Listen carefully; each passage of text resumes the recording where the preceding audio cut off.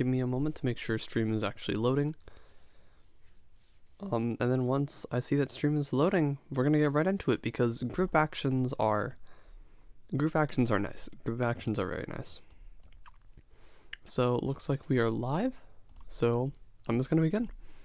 Chapter 14, Group Actions. Group actions generalize group multiplication.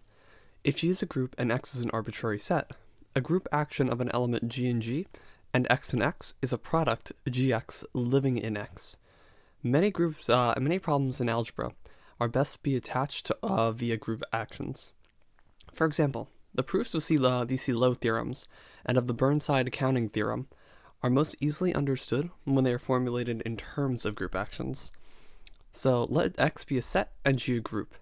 A left action of G on X is a map G times X to X given by G of X is mapped to GX, where EX is equal to X for all X and X, and G1, G2 of X is equal to G1, G2 of X for all X and X, and G1, G2, and G.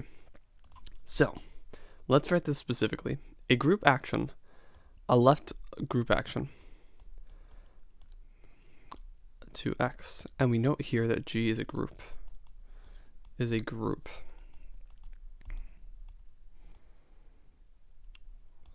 And we have two requirements. First of all, EX is equal to X. 1 and 2, G1 of G2 of X is equal to G1 G2 of X. And notice that this is valid because G2X is in X. So this is a valid product, and this is just describing that product more specifically. Under these considerations, X is called a G set. Notice that we are not requiring X to be related to G in any way. It is true that every group G acts on every set X by the trivial action GX maps to X. However, group actions are more interesting if the set X is somehow related to the group G. So we begin with example 14.1. Let G be equal to the general linear group of 2 by 2 matrices with real entries, and X be R squared. Then G acts on X by left multiplication.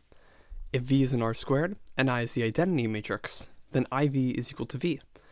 If A and B are 2 by 2 invertible matrices, then AB of V is equal to A of BV, since matrix multiplication generally is associative. Example 14.2. Let G be equal to D4 be the symmetry group of the square. If X is equal to 1, 2, 3, and 4, X being equal to the points 1, 2, 3, and 4, is a set of vertices of the square, then we consider D4 to consist of the following permutations: 1, 1, 3, 2, 4, 1, 4, 3, 2, 1, 2, 3, 4, 1, 2, 3, 4, 1, 4, 2, 3, and 1, 3, 2, 4. The elements of D4 act on X as functions. The permutation 1, 3, 2, 4 acts on the vertex 1 by sending it to vertex 3, on vertex 2 by sending it to vertex 4, and so on. It is easy to see that the axioms of a group are satisfied.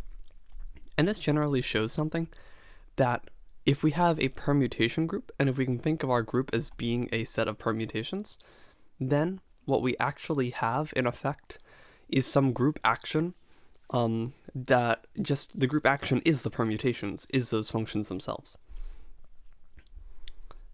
The elements of D4 act on X as functions. The permutation 1, 3, 2, 4, read that already. In general, if X is any set and G is a subgroup of Sx, the group of all permutations acting on X, then X is a G set under the group action. Sigma X is sent to sigma of X for sigma in G, and X is in X. Example 14.3.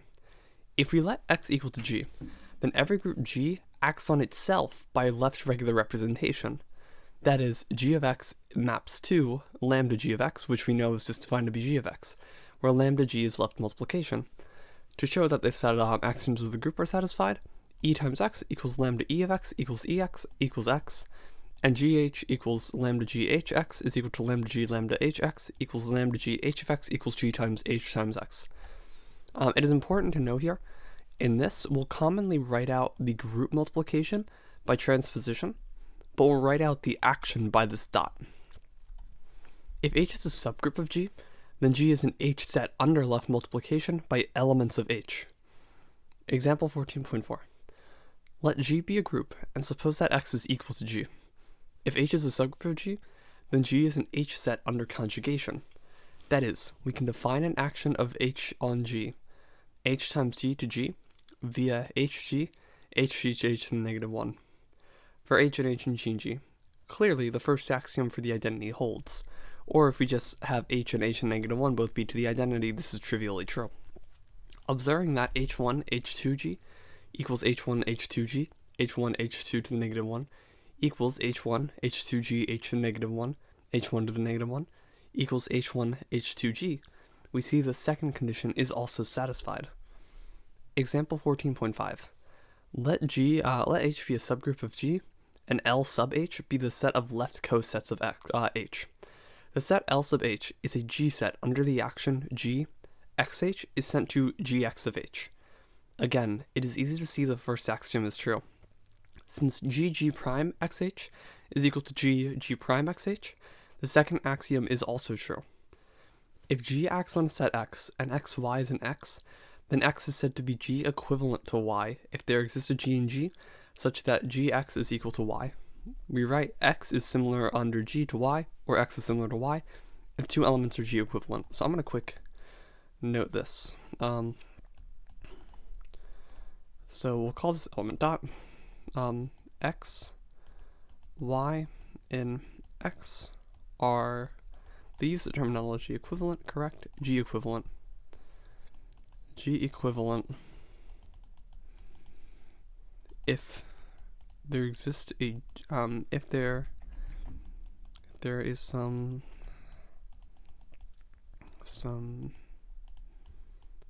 G in G such that G times X is equal to Y. So we can basically say we can act on X by G to get Y. Proposition 14.6. This is going to be important. Let X be a G set. Then G equivalence is an equivalence relation on X. Proof. The relation similarity is reflexive since EX is equal to X. Suppose that X is similar to Y for X and Y. Then there exists a G such that Gx equals Y. In this case, G to the negative 1 Y equals X. This is because we would have G to the negative 1 G of X, which the G's just cancel out by our second axiom. So we have it's equal to X. Hence, Y is similar to X. To show that the relation is transitive, suppose that X is similar to Y and Y is similar to Z. Then there must exist group elements G and H, such that Gx is equal to Y and Hy is equal to Z. So Z is equal to Hy is equal to Hg, X, and X is equivalent to Z. If X is a G set, then each partition of X is associated with a G equivalence. No, my apologies. If X is a G set, then each partition of X associated with G equivalence is called an orbit of X under G. We will denote the orbits that contain the element of X by O of X. So we have that under this equivalence relation, we have that, let me get my cursor out here. The equivalence class of X is equal to this weird O sub X. That's the notation they use, right? Yeah. Example 14.7. Let G be the permutation group defined by G equals 1, 1, 2, 3, 1, 3, 2, 4, 5, 1, 2, 3, 4, 5, and 1, 3, 2, 4, 5. And X is equal to 1, 2, 3, 4, 5. Then X is a G set. The orbits are 0, 1 equals 0, 2 equals 0, 3 equals 1, 2, 3, and 0, 4 equals 0, 5 equals 4, 5. Note in this case, when we say X is a G set, because we're talking about permutation groups, we're assuming that G X on X by taking each element to its image under the permutation. Now suppose that G is a group acting on a set X and let G be an element of G. The fixed point set of G and G, denoted by XG, is a set of all X and X such that Gx is equal to X. We can also study this group of elements G that fix a given X and X. This set is more than a subset of G. It is in fact a subgroup. This subgroup is called the stabilizer group, or isotropy subgroup of X. we will denote the stabilizer subgroup x by g of x. So, some more terminology. So we have that.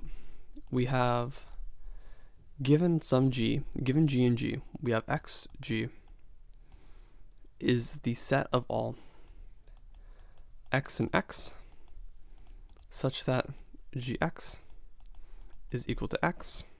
Oh wait, let me not write so horribly. Gx is equal to x. And we have, it is important to note here, oh god, I hate this terminology so much. I don't know if you can tell by my previous expressions. We're going to scrunch this down a little bit more also. And we have g of x is going to be the set of all g and g such that gx is equal to x. Notice something important here. This is a subset of x. This is a subset of g.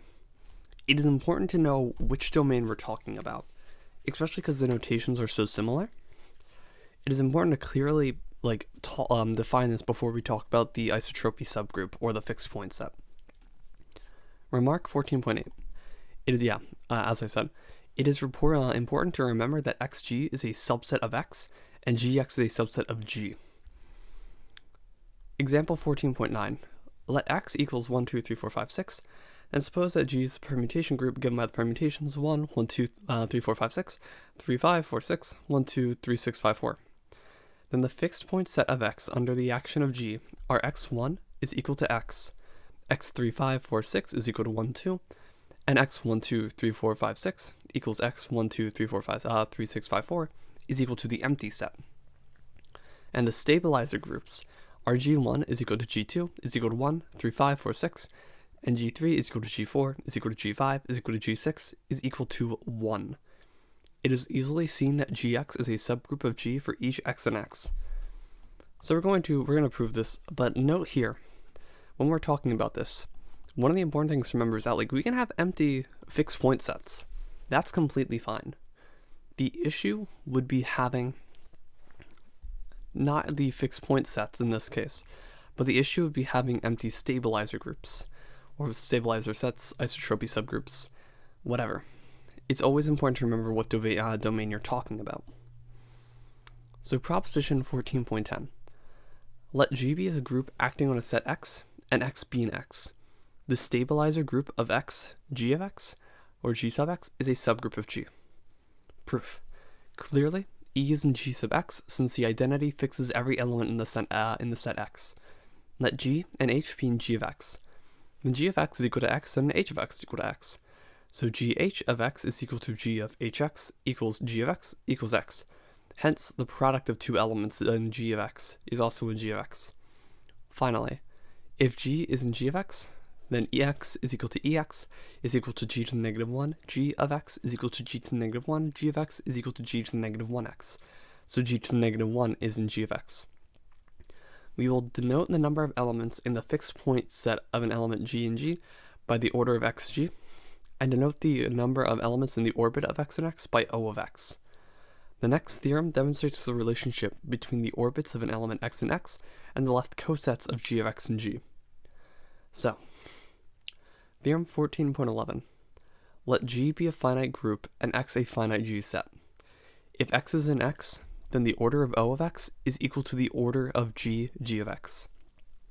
Note here, when we're talking about this is not strictly, we don't assume G sub X is a normal group. All we're saying here is the number of cosets, either left cosets or right cosets. Proof. We know that the order of G divided by the order of G of X is the number of left cosets G of X in G by Lagrange's theorem. We will define a bijective map phi between the orbit O sub X of X and the set of left cosets LG of G of X and G. Let Y be an O of X. Then there exists a G in G such that Gx is equal to Y. Define phi by phi of Y is equal to G times G sub X. To show that phi is 1 to 1, assume that phi of Y1 equals phi of Y2. Then phi of Y1 equals G1 G of X equals G2 G of X equals phi of Y2. where g1x equals y1 and g2x equals y2. Since g1 gx is equal to g2 gx, there exists a g in g sub x such that g2 is equal to g1g. y2 is equal to g2x is equal to g1 gx is equal to g1 of x is equal to y1. Consequently, the map is 1 to 1. Finally, we must show that the map is onto. Let g of x be a left coset. If g of x is equal to y, then phi of y is equal to g of x. Alright, that was definitely a thing.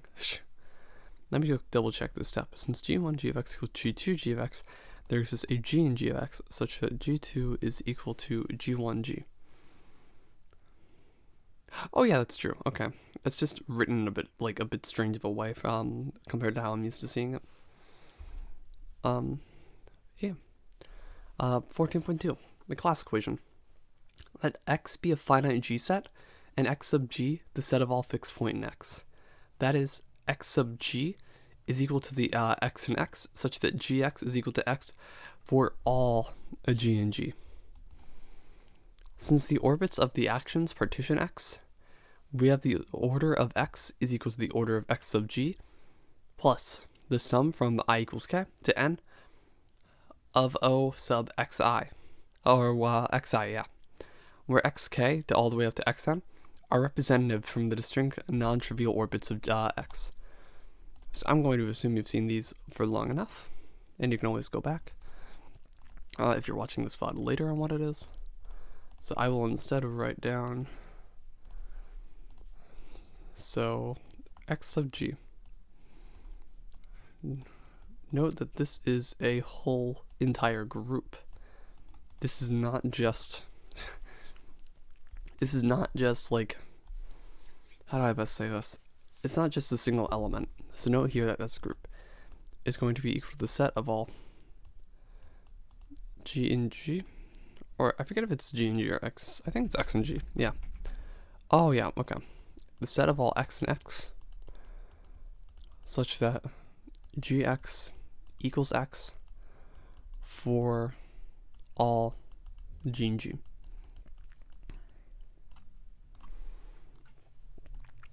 And since the orbits of the actions partition x, this is just like by basic equivalence class principles. And we specifically have the entire group G, so that we don't have any like non-trivial repeats. Now, consider the special case in which G acts on itself by conjugation, or Gx is sent to Gxg to the negative 1.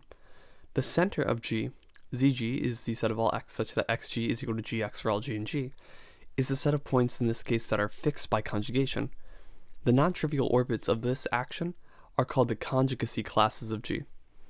If x1 all the way up to xk are representatives from each of the non-trivial conjugacy classes of G, and the order of 0x1 is equal to n1 all the way up to the order of xk equals nk, then the order of G is equal to the order of Zg plus n1 all the way up to nk.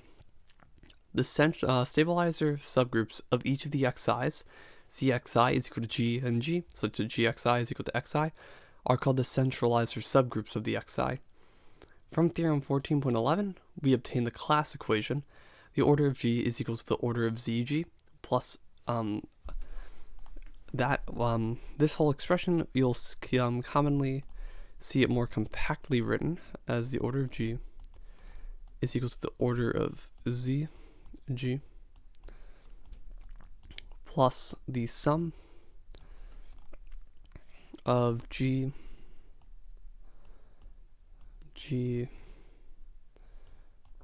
C of xk. Notice here when we're defining the sum, we do have to actually choose representatives to make this well defined, but any representatives actually determines the same order of the group, so it's alright to just say choose a representative. And 14.11, double checking that theorem, is the subgroup, and the order of theta of x is equal to, not theta of x, the order of O of x is equal to the order of g of x. Alright. And also I should probably quick note down this here.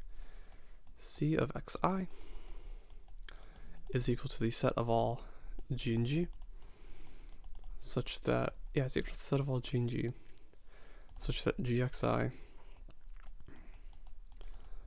equals xig.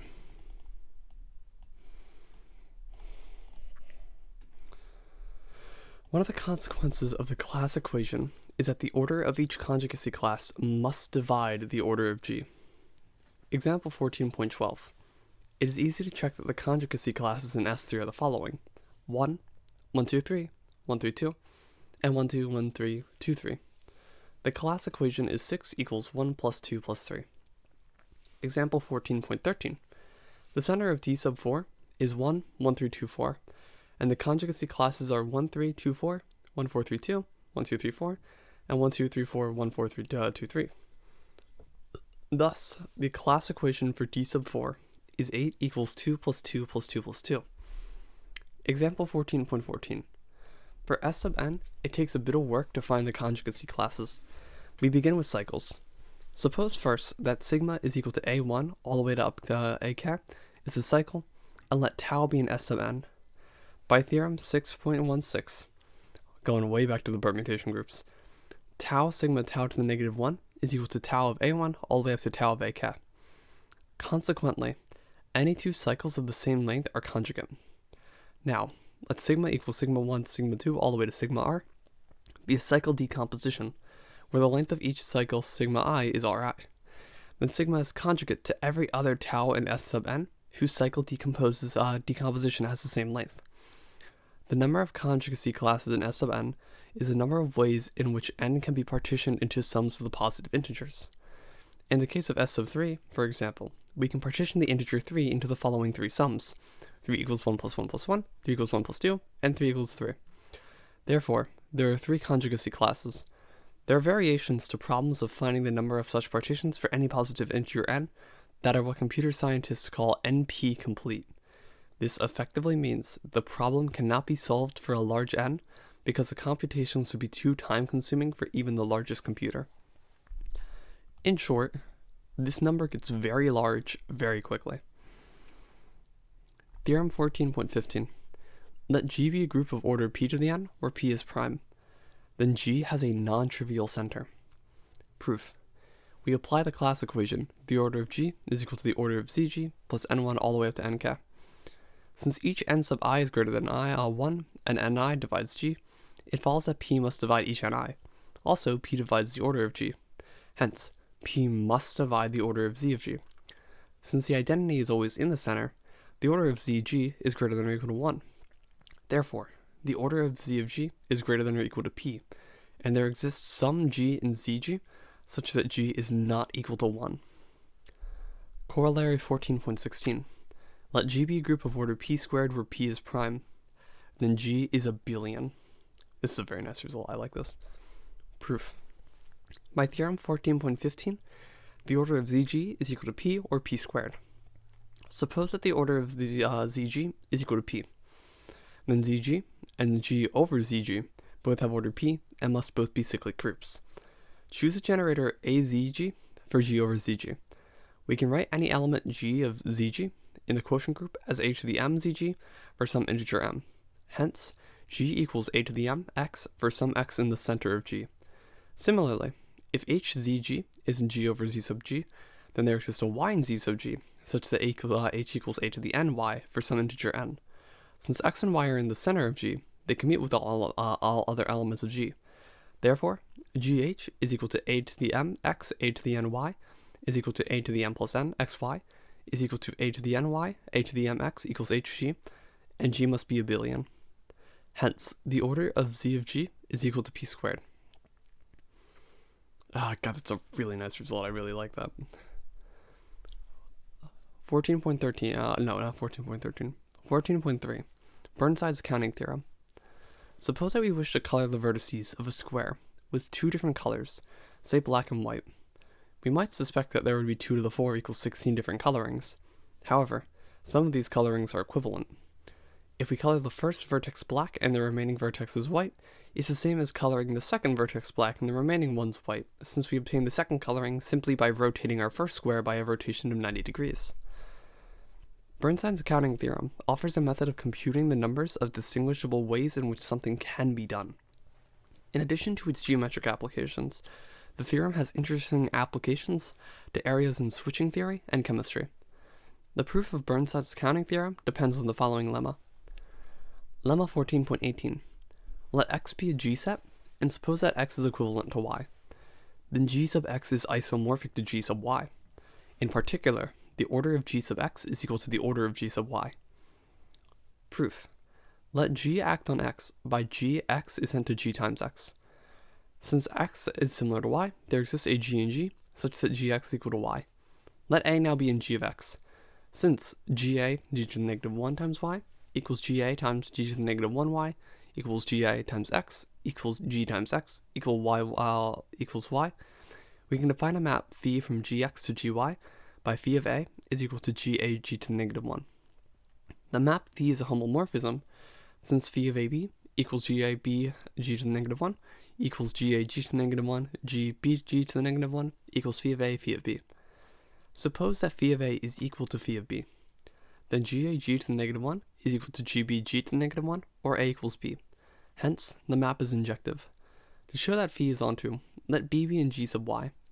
Then G to the negative 1 b G is in G of x, since G to the negative 1 bg times x equals G to the negative 1b times G of x is equal to G to the negative 1b times G of y equals G to the negative 1 y is equal to x, and phi of G to the negative 1 bg is equal to b.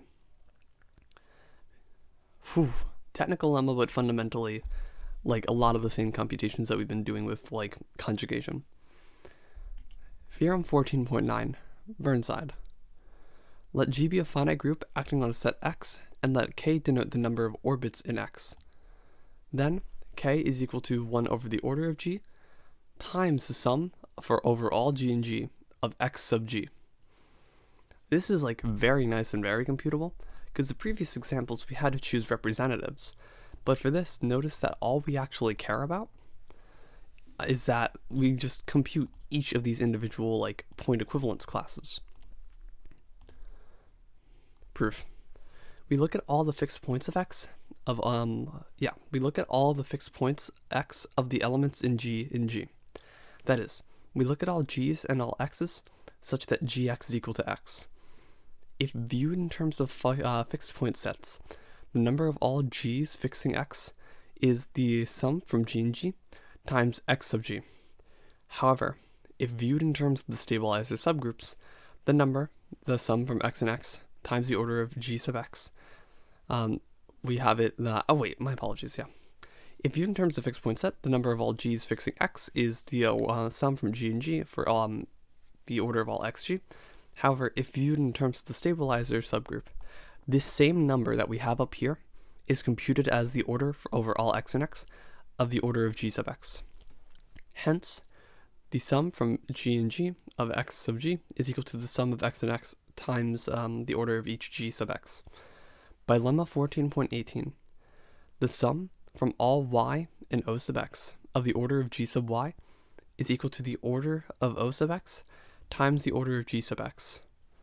So double checking that, lemma 14.18. Yeah, just using the simple isomorphism to show that, like, they're in fact the same set. So let me scroll down. Oh wait, no. Oh no, please scroll back up.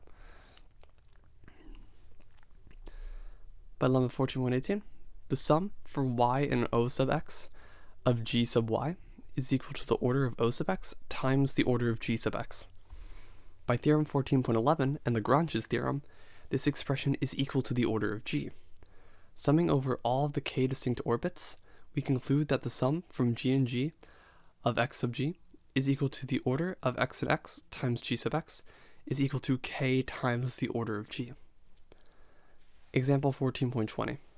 Let X be equal to 1, 2, 3, 4, 5, and suppose that G is the permutation group G equals 1, 1, 3, 1, 3, 2, 5, 2, 5. The orbits of X are 1, 3, 2, 5, and 4. The fixed point sets are X sub 1 is equal to X, X sub 1, 3 is equal to 2, 4, 5, X sub 1, 3, 2, 5 is equal to 4, and X sub 2 goes to 5 is equal to 1, 3, and 4. Burdenside's theorem says that K is equal to 1 over the order of G times the sum of G and G times the order of x sub g is equal to 1 over 4 times 5 plus 3 plus 1 plus 3 is equal to g, is equal to, not g, my apologies, is equal to 3. Which tells us, like, uniquely what our actual, like, number of orbits are.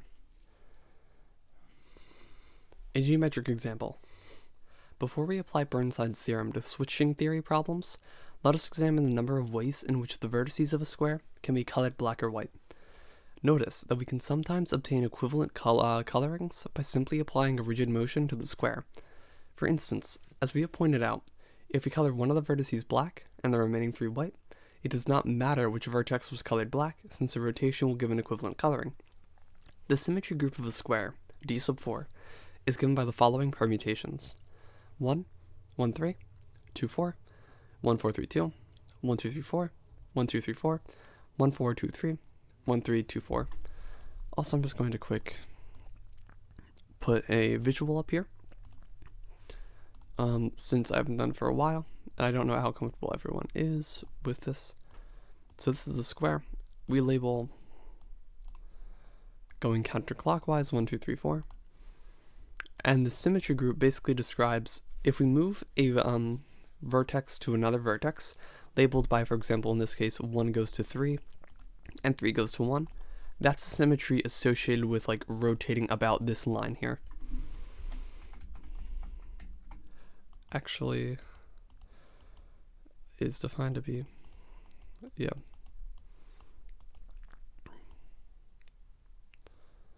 Yeah, I'll do this pretty visual. Boop. Okay. The group G acts on the vertices 1, 2, 3, 4 in the usual manner. We can describe the different colorings by mappings from X into Y, equals BW, where B and W represent the colors black and white respectively. Each map, f of x to y, describes a way to color the corners of the square. For every phi in d sub 4, induces a permutation phi tilde of the possible colorings given by phi tilde of f is equal to phi composed with sigma for f from x to y. For example, suppose that f is defined by by coloring the first vertex black and the second, third, and fourth vertices white, and sigma is equal to 1, 2, 3, 4. Then tilde sigma of f equals f composed with sigma sends vertex 2 to black and the remaining vertices to white. The set of all such sigma tilde is a permutation group G tilde on the set of all possible colorings. Let x tilde denote the set of all possible colorings. That is, x tilde is the set of all possible maps from x to y. We must now compute the number of G tilde equivalence classes. 1. X tilde 1 is equal to x tilde, since the identity fixes every possible coloring. The order of x tilde is equal to 2 to the 4 is equal to 16. 2. X tilde 1, 2, 3, 4 consists of all f and x tilde such that f is unchanged by the permutation 1, 2, 3, 4. In this case, f of 1 equals f of 2 equals f of 3 equals f of 4, so that all the values of f must be the same. That is, either f of x is equal to b or f of x is equal to w for every vertex x of the square. So the order of x tilde 1, 2, 3, 4 is equal to 2. 3. The order of x tilde similarly of 1, 4, 3, 2 is equal to 2. 4. For x tilde 1, 3, 2, 4, f of 1 equals f of 3 and f of 2 is equal to f of 4. Thus, the order of x tilde 1, 3, 2, 4 is equal to 2 squared is equal to 4. Doing these similar computations gets us x tilde 1, 2, 3, 4 is equal to 4 and x tilde 1, 4, 2, 3 is equal to 4. For x tilde 1, 3, f of 1 is equal to f of 3, and the other corners can be of any color. Hence, the order of x tilde 1, 3 is equal to 2 cubes is equal to 8. And 8. The order of x tilde of 2, 4 is equal to 8. Now, by Burnside's theorem, we can conclude that there are exactly 1/8 over 2 to the 4 plus 2, 1 plus 2 to the 2 plus 2 to the 1 plus 2 to the 2 plus 2 to the 2 plus 2 to the 3 plus 2 to the 3 is equal to 6 ways to color the vertices of a square. Oh, that was a lot. Give me a sec after reading that to take a drink of coffee.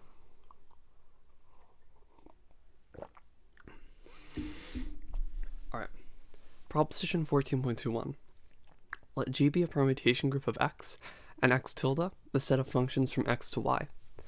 then there exists a permutation group G tilde acting on X tilde, where phi tilde is in G tilde is defined by sigma tilde F is equal to F composed with G versus sigma in G, and F in X tilde. Furthermore, if n is the number of cycles in the cycle decomposition of tilde, then the order of X tilde sigma equals the order of Y to the n. This is actually extraordinarily powerful, because we can take a lot of like how many possible are there type of questions, and we can nearly always reduce it down to a combinatorial setup. Like, for example, anyone who's worked in a lot of like data transmission, like error things, realized how useful theoretically, at least as a learning device or an analogy, which in mathematics analogy means function between, in this case, the coloring of a cube is. And this tells us exactly how to compute that. Alright, so, proof. Let sigma in G and F in X tilde. Clearly, F composed with sigma is also in X tilde. Suppose that G is another function from X to Y, such that sigma tilde F is equal to sigma tilde G. Then for each X in X, F of sigma X equals sigma tilde F of X equals sigma tilde G of X is equals to G of sigma of X. And since sigma is a permutation of X, every element X prime in X is the image of some X in X under a sigma. Hence, F and G agree on all elements of X. Therefore, F is equal to G, and sigma tilde is injective. The map sigma goes to sigma tilde is onto, since the two sets are the same size. Suppose that sigma is a permutation of X, with cycle decomposition sigma equals sigma 1, sigma 2, all the way to sigma n. Any F in X tilde, or X tilde sigma, must have the same value on each cycle of sigma. Since there are n cycles, and the order of Y possible values for each cycle, the order of X tilde sigma is equal to the order of Y to the n, completing the theorem. Whew, that is a spicy proof, I like that. Example 14.22. Let X be equal to 1, 2, all the way up to 7, and suppose that Y is equal to ABC. If G is the permutation of X, given by 1, 3, 2, 4, 5 is equal to 1, 3, 2, 4, 5, 6, 7, then n is equal to 4. Any F in X tilde G must have the same value on each cycle in G. There are exactly the order of Y equals 3 such choices for any value, so the order of X tilde of G is equal to 3 to the 4 is equal to 81. Example 14.23. Suppose that we wish to color the vertices of the square using instead 4 different colors. By proposition 14.21, we can immediately decide that there are 1 over 8 equals 4 to the 4, plus 4 to the 1, plus 4 squared, plus 4 to the 1, plus 4 to the 2, plus 4 to 2, plus 4 to the 3, plus 4 to the 3 equals 55 possible ways. And that is a lot of the combinatorial power of Burnside's lemma. If you can reduce your problem to a setup that uses strictly group theoretic methods, and especially permutation groups, then you have like an immediate formula to just chug numbers into and get very non-trivial results out. Switching functions. In switching theory, we are concerned with the design of electronic circuits with binary inputs and outputs. The simplest of these circuits is a switching function that has n inputs and a single output, as we can see in figure 14.24 here. Large electronic circuits can often be constructed by combining smaller modules of this kind. The inherent problem here is that even for a simple circuit, a large number of different switching functions can be constructed. With only 4 inputs and a single output, we can construct 65,536 different switching functions. However, we can often replace one switching function with another merely by permuting the input leads to the circuit. So in 14.25, we have these two functions, and we have a permutation by just switching where they enter the input. We define a switching or Boolean function of n variables to be a function from z sub 2 to the n to z sub 2. So I will just write it here. God, that was actually a fairly nice drawing. That wasn't half bad. So a Boolean function is z sub 2, z sub 2 to the power n, where we think of n as being number of inputs. Number of inputs to z sub 2. Since any switching function can have 2 possible values for each binary n tuple, and there are 2 to the n binary n tuples, 2 to the n switching functions are possible for n variables. If you don't know, this number grows insanely quickly. That's why we had very simple, just like numbers even in the beginning, like very large numbers for simple cases. In general, allowing permutations of the inputs greatly reduces the number of different kinds of modules that are needed to build a large circuit. The possible switching functions with two input variables, a and b, are listed in table 14.26. Two switching functions, f and g, are equivalent if g can be obtained from f by a permutation of the input variables. For example, gabc is equal to fbca. In this case, we write that g is similar to f via the permutation acb. In the case of switching functions of two variables, the permutation a, b reduces 16 possible switching functions to 12 equivalent expressions, since f2 is similar to f4, f3 is similar to f5, f10 is similar to f12, and f11 is similar to f13. I'm going to just leave this for anyone who's interested in reading the read for a second. There's no point in me listing out all the values of this table. So continuing then, for three input variables, there are 2 to the 2 to the 3 equals 256 possible switching functions.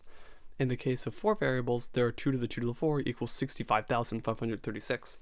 The number of equivalence classes is too large to reasonably calculate directly. It is thus necessary to employ Burnside's theorem. Consider a switching function with three possible inputs, a, b, and c. As we have mentioned, two switching functions f and g are equivalent if a permutation of the input of variables of f gives g. It is important to notice that a permutation of the switching function is not simply a permutation of the input values a, b, c. A switching function is a set of output values for the inputs a, b, and c, so when we consider equivalent switching functions, we are permuting 2 to the two cube possible outputs, not just the three input values. For example, each binary triple ABC has a specific output associated with it. The permutation ACB can use output as follows. So we have 001 goes to 000, 001 goes to 010, 010 goes to 100, all the way up to 110 goes to 101, and 111 goes to 111. Let x be the set of output values for a switching function in n variables. Then the order of x is equal to 2 to the n. We can enumerate these values as follows, so we just do binary counting. So we have 1, 1, 0, 1, 1, and we go all the way up to 1, 1, 1, 1, 1, is sent to 2 to the n minus 1.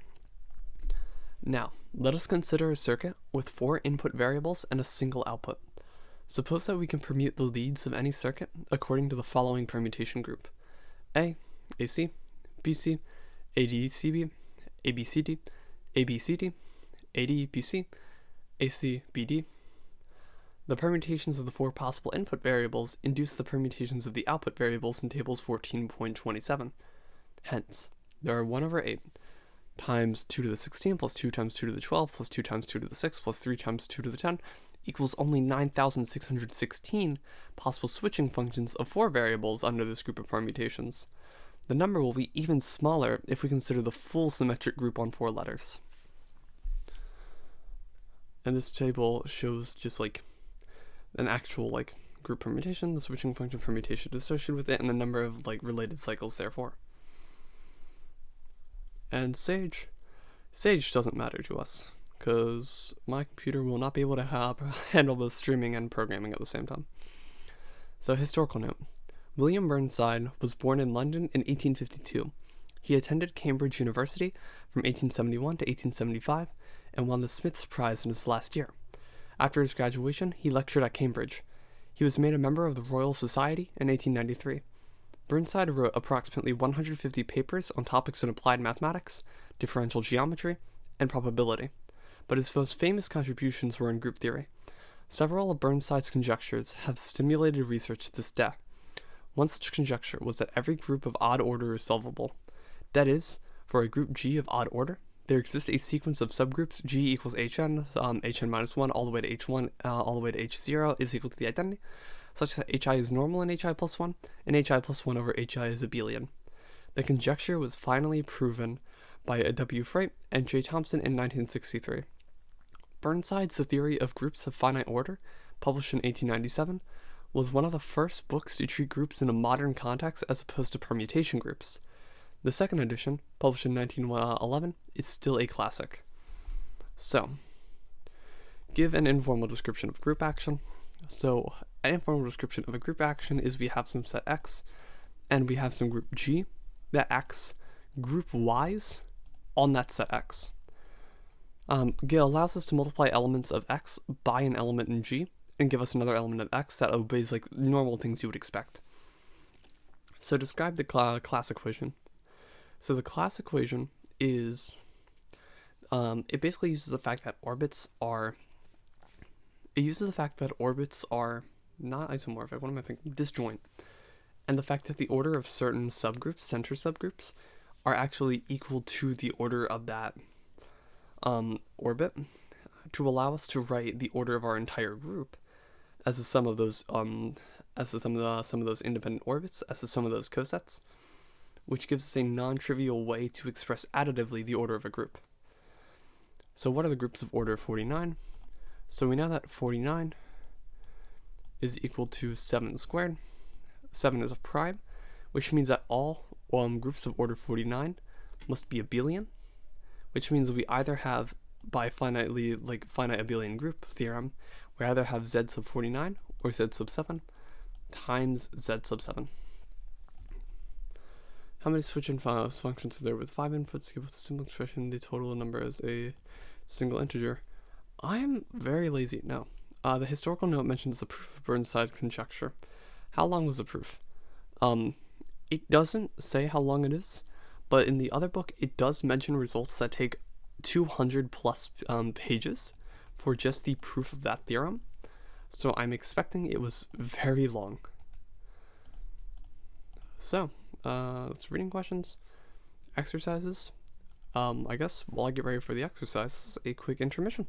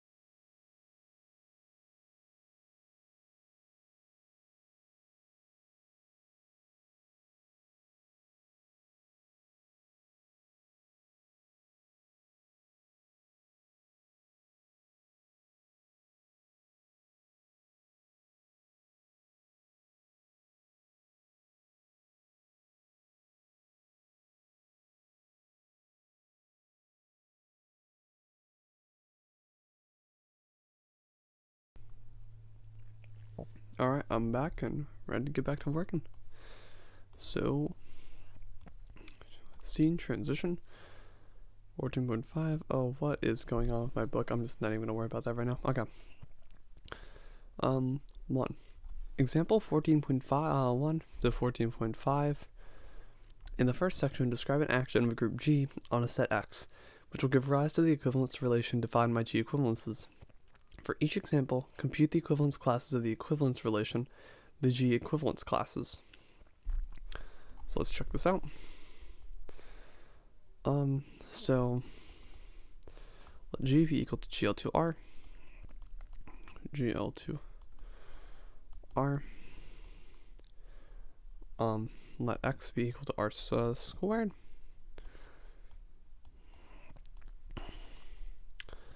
And G acts on X by left multiplication. So compute the G equivalence classes. Suppose we have some X in R squared, which we can describe uniquely as a set AB.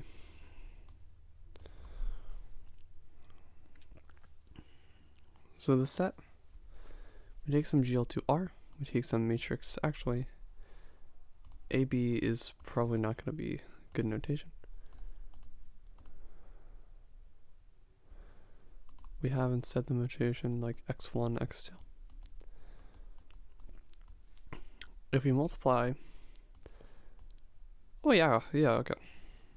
So the coset is going to be ax1 plus bx2. The equivalence class is going to be ax1 plus bx2, or cx1 plus dx2. The set this for AD minus BC is not equal to 0.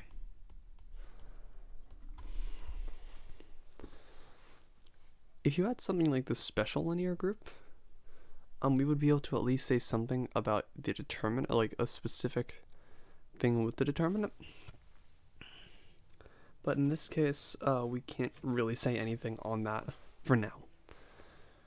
We can just say the form that like the entire like coset will take, or the equivalence set will take. So example 14. I don't like specifically D sub n. I don't really like that symmetry group and working with it that much. It's not really a group I'm particularly interested in. So let's take it. X is equal to G. So we have X is equal to G. And we have, I love this. G times X is equal to GX. So suppose that we have X and Y and G. X and Y and G. Then we have that Y, X to the negative 1 times X is equal to Y, which means that S is similar to Y. And since this applies for all of G, we have that the only G equivalence class is the set G, or is going to be the actual set G itself.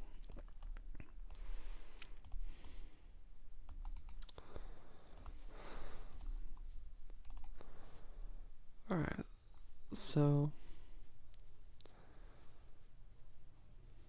wait, I'm also trying to think of something. I'll think of it later. Yeah, I'll think of it later. Okay. Example 14.4. Let G be a group. We can define action conjugation.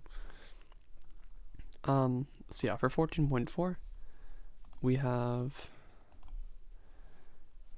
Are we worrying about H subgroup G? Okay. So we let H be a subgroup of G. Be a subgroup of G. And we have a action of H times G is equal to, how do they define this? H times G is equal to Hg to the negative 1. Hg, H to the negative 1. Suppose that we have G and G prime. Actually, wait.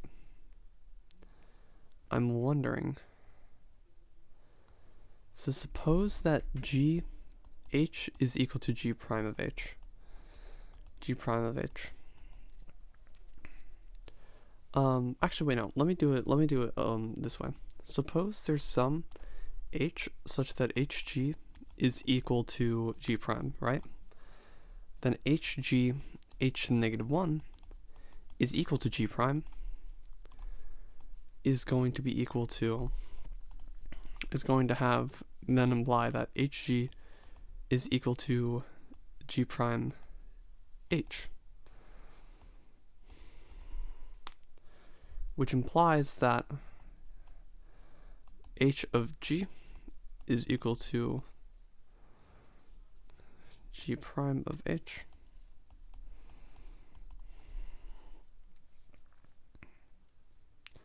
How do I specifically want to write this?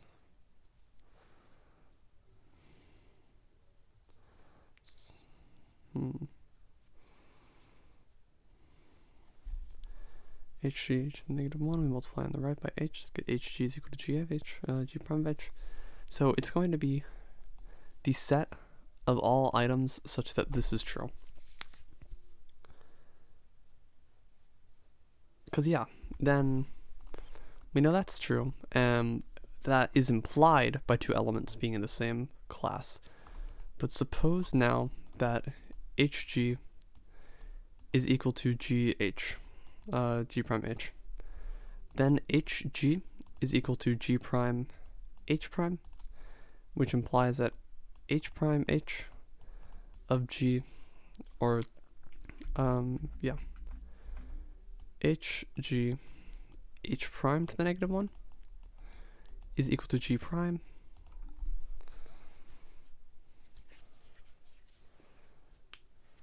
so we have, let's think,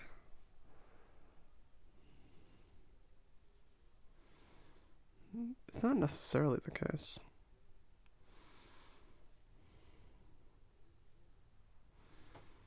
Because it's something a bit stronger than that. So hg h prime to the negative 1. So we have that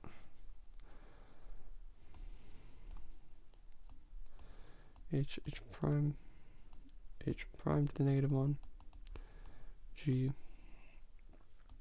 h prime to the negative 1,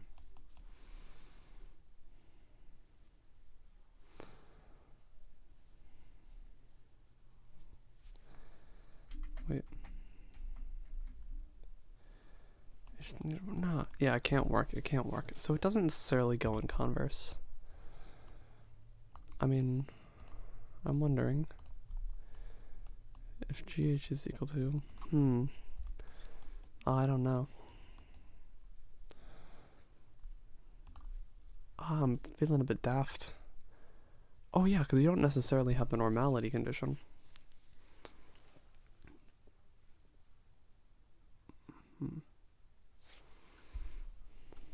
So if hg is equal to gh, let's think about this. Then h is equal to gh g to the negative 1, right? G prime h.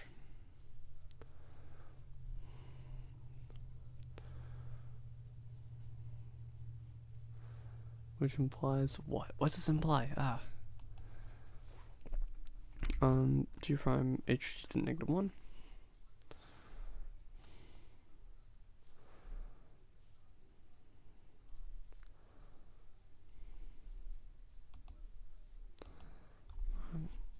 Is that right?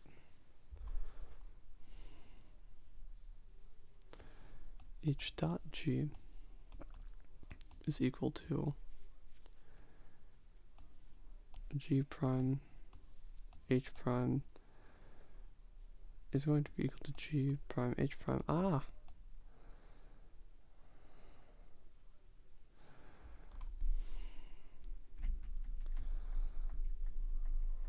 Wait, I'm wondering. Equal to g h prime to the negative 1 or not. Yeah, okay. I'm gonna spend way too much time on this, so I'm just gonna move ahead. That's something for me to do later. Also, let me just make sure the stream is actually working. Yes, it is. Okay. Oh man, I feel like it has to do with like something normal, like something with normality. Like that's the only thing I can think.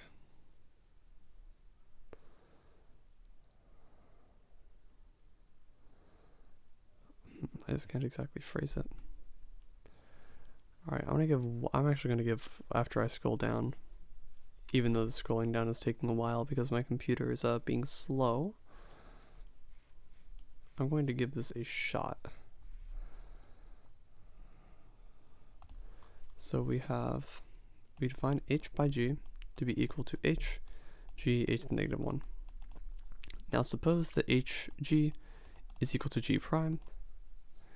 This means that h dot g is equal to g prime. This means that hg, h to the negative 1, is equal to g prime, which implies that hg is equal to g prime h.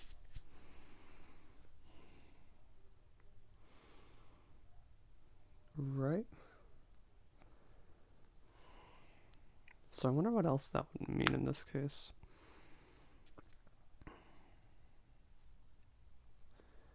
So now we, like, suppose, that wouldn't necessarily be true. Maybe it would actually.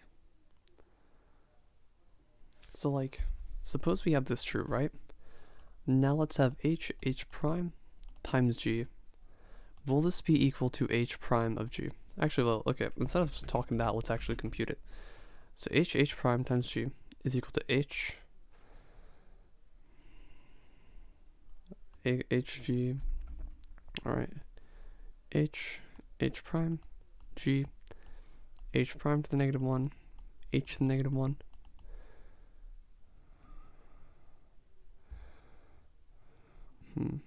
Okay, we can't say anything about when it's, oh yeah, of course we can't say anything about when it's multiplied, like, as an inner thing. That was being a bit daft. H prime, h times g is equal to h prime hg, h to the negative 1, h prime to the negative 1 is equal to replace that hg by hg prime h, hg prime h to the negative 1, h prime to the negative 1 is equal to h prime, g prime, h prime to the negative 1. Oh, this is just, it's the same as saying that result previously, okay. It's just confirming that it's a group action, okay. So I can't really say anything more substantial on this. So I guess we can define the equivalence class. Wait, let me think more carefully about what this then means. Okay. So we have the equivalence class. So O of G is the set of all OG is equal to the set of all G and G, G prime and G, such that HG is equal to G prime of H for some H. And that's satisfying enough. I wish I could get more of a qualitative result, but this is like a kind of, this is weird in a way that hasn't been like properly described previously. So I'm just going to leave it at that. Alright, and now we can get rid of that. Okay. Compute all, I'm not going to be doing much computation. I'm not feeling that tonight's a computation night. Let G be the additive group of real numbers. Let the action be on my plane counterclockwise origin. Alright, this is actually kind of fun. So, let G be the additive group of real numbers. Let the action of theta in G. So we know a rotation around the plane counterclockwise about the origin is given by the matrix cos theta.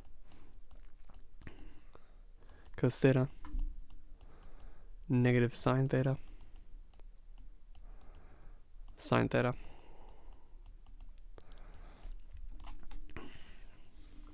So we define it on r squared by rotating the plane counterclockwise about the origin, theta radians, let p be a point on the plane other than the origin. So show that r squared is a G set. So this just comes down to functionally that cosine of, if you include theta, so we have we'll call it function a theta, or yeah, a sub theta. We have that, let me just remove that there. We have that a sub 0 is equal to id, and we have that a sub a times a sub b is equal to a sub a plus b, and this fundamentally comes down to I'm trusting that you've taken enough geometry to know why this identity holds with sines and cosines, so we don't have to pull out a disgusting list of trig identities. Alright. Describe geometrically the orbit containing P. So, the orbit containing P is the set, so let P equals P1, P1, P2. The orbit of P1, P2 is the set of all points, give me a second, the set of all points cosine of, we'll just write this, cosine of P1 times P1 plus, minus sine of P2. And we have over here sine of P2, sine of P1 plus cos of P2. Now, we have this. Let's notice something about this. So let's take any element from this group, right? We're going to have that the length of, we'll call this p theta, right? The length of p theta, actually using the length symbol previously described in the geometries chapter, is equal to cosine, the square root of cosine P1 minus sine of P1, minus sine of P2, times cosine, let me try to remember this. Oh, it's square root of x squared plus y squared, yeah. I'm being a little bit daft. So give me a second to fix this. So, well, yeah, that's a lot more space. Okay. Is equal to the square root of cosine of P1 minus sine of P1, all that squared, plus sine of P1 plus cosine of P2 squared, which is equal to, I could just use a result from the Euclidean and the symmetry, the matrix groups and such and symmetry chapter, but that's lame, so I'm just going to do the whole thing here. Is equal to the square root of P1 squared cosine squared minus P1 P2 P1 P2 cosine sine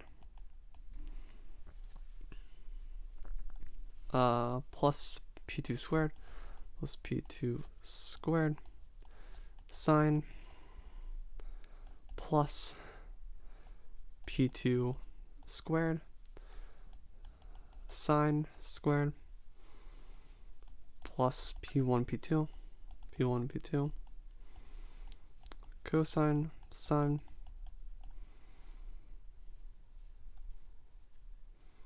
oh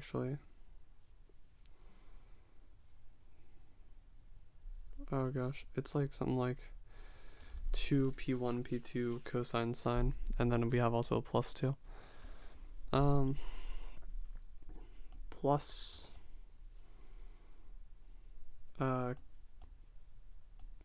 P2, actually I should fix this is a P1 squared, P2 squared cos squared. So we have this. Let me shrink the whiteboard a bit more once more. Don't mind me. Which this is just equal to, because these two horrible terms cancel out.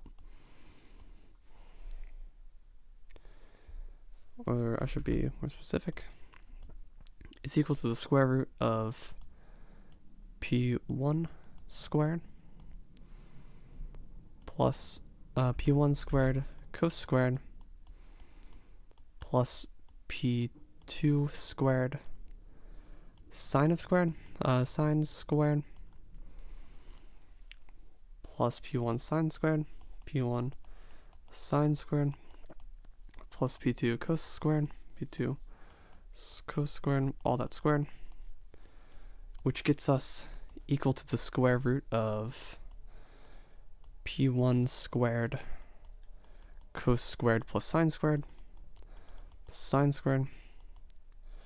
plus p2 of cos squared, once again cos squared plus sine squared, which I'm going to assume you at least know like the fundamental trig identity, which means I'm gonna just for fun shrink the entire board once more, which equals the square root of p1 squared plus p2 squared is equal to the norm of p. So in short, just for the sake of both of our sanities, I'm not going to show that it's onto, but notice that every element in this equivalence class, every element when you multiply p by a matrix a theta has the same radius of p. So therefore, it's on the circle of radius p. It's on the circle of radius p in R squared. To show that it's onto is like a bunch of trivial verifications, which I'm not going to worry about. We can basically say that the equivalence class of the element p, the vector p with the order p, is equal to the circle of radius p.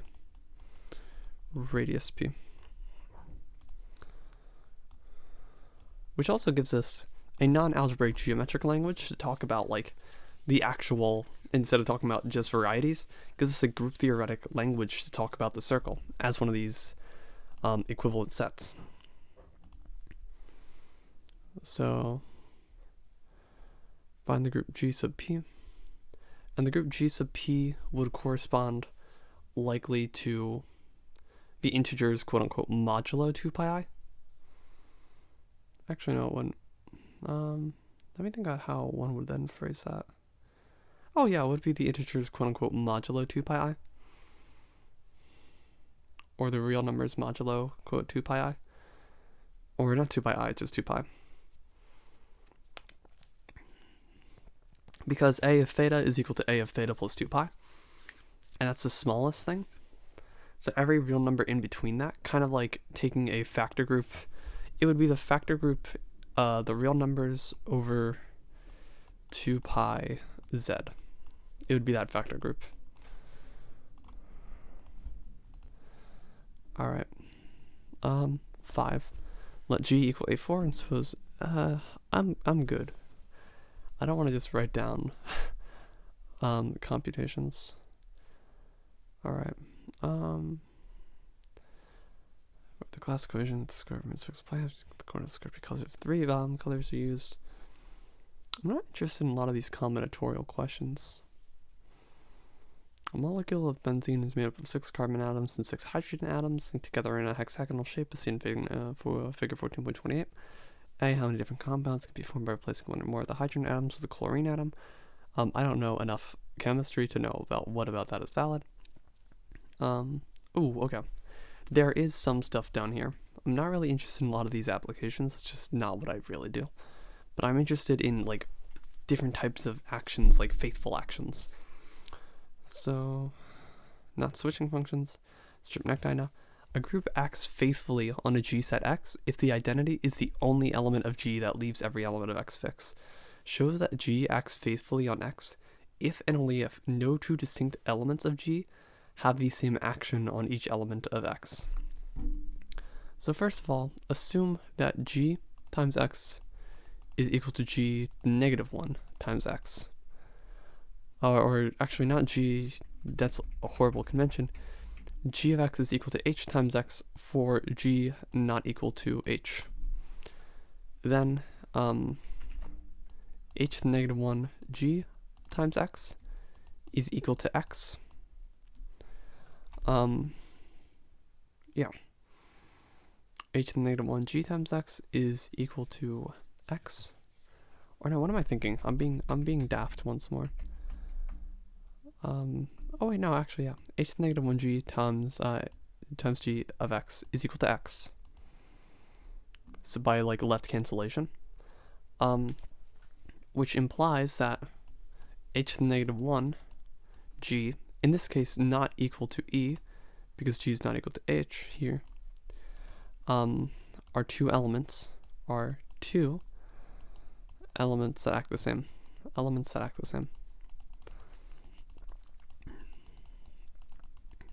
The same.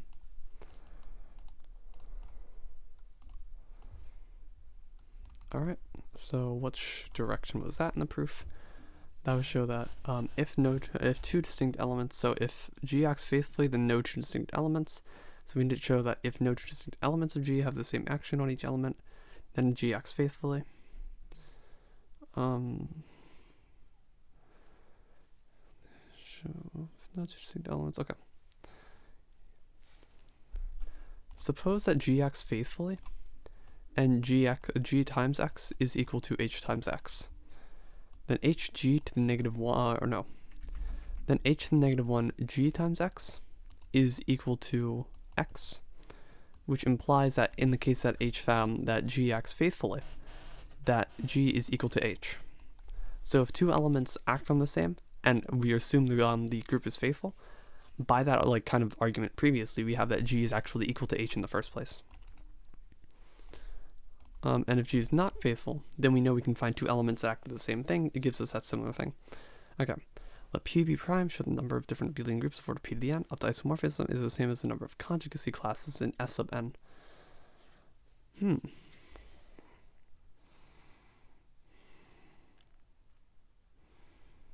I mean, this is kind of a combinatorial question, because you can answer this with the fundamental theorem of finitely generated abelian groups. And I'm thinking. It's the same as conjugacy classes in Sn. Should the different of order g be given? So suppose the order of g is equal to. Oh wait, no, yeah, being just kind of associated with that. All right, that's kind of more so a coincidence. So yeah, it's not as interesting. 22. Let A, B, and G show that for any g and g, GCA of g to the negative 1 is equal to C of GA g to the negative 1. So suppose that we have some element GCA g to the negative 1. So for example, GHG to the negative 1, right? Yeah, centralizer of A.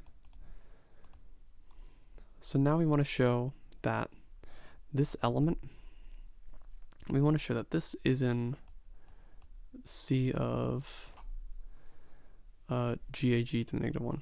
GAG to the negative 1. So to show that, we show that GHG to the negative 1, GAG to the negative 1 is equal to, we cancel these out, we swap these, we canceled these out. Oh, no, we can't necessarily cancel those out. Let's be a bit more specific about it. So we get that is equal to GHA, g to the negative 1, is equal to GAH, g to the negative 1.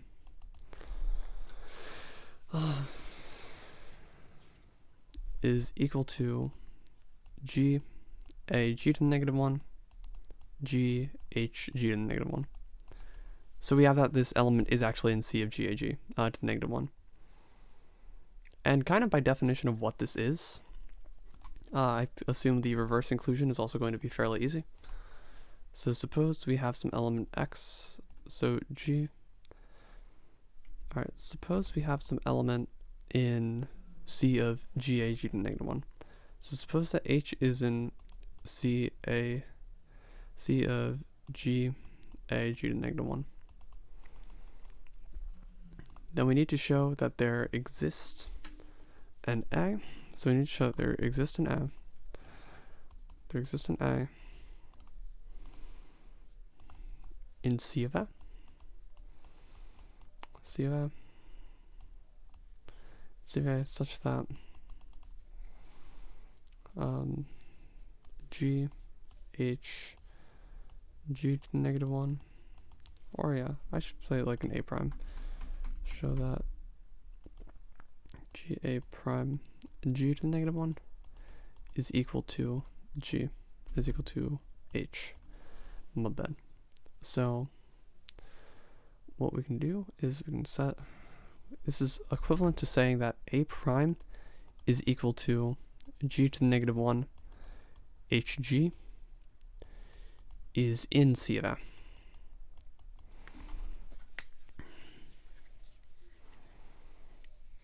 So let's try to show this. So suppose we have G to the negative 1 HG, and we try to multiply it on the right by A.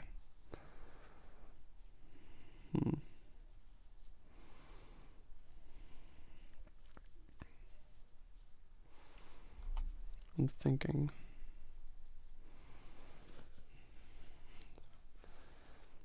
So we need to show that that is equal to that.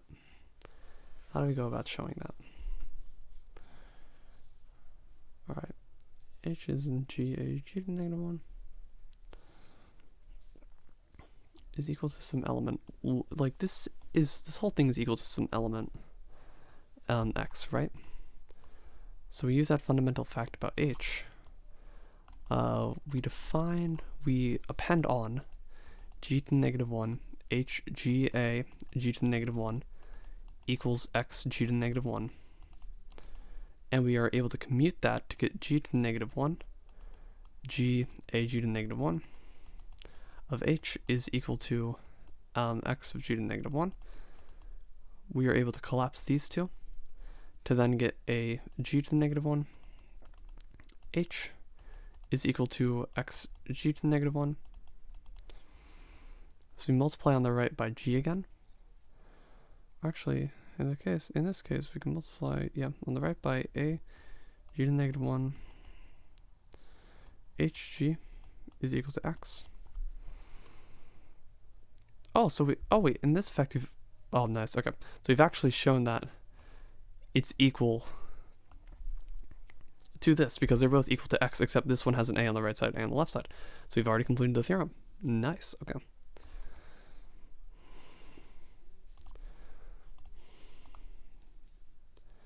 So, not really that. 24. If X is equal to G, X fixed, then prove that X, the order of X is isomorphic to the order of X sub G. If X, G is element 6 of the group actions. If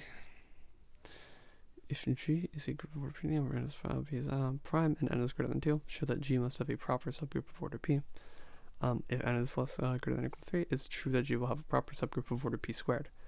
Alright, I'm not going to be doing that, both one, for a bit of my sanity, and also because the next chapter, the C-low theorems, are where a lot of these answers are actually going to lie.